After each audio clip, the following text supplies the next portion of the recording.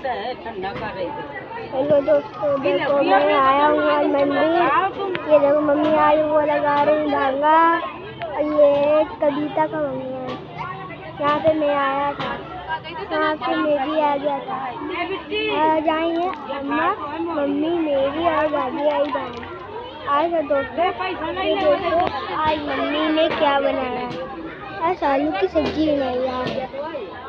और ये देखो आज मम्मी दिखाई भी देती है, आने वाली है। कोई आने वाला है। आप कमेंट करके बताना ये किसका बगीचा है और किसकी पूजा करी जाती है। आप लोग कमेंट करके बताना। बताओ मम्मी, ये मम्मी हमारी यार पता नहीं कहाँ है।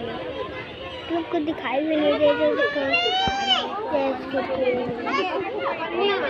आप लोग को दिखाती होंगी।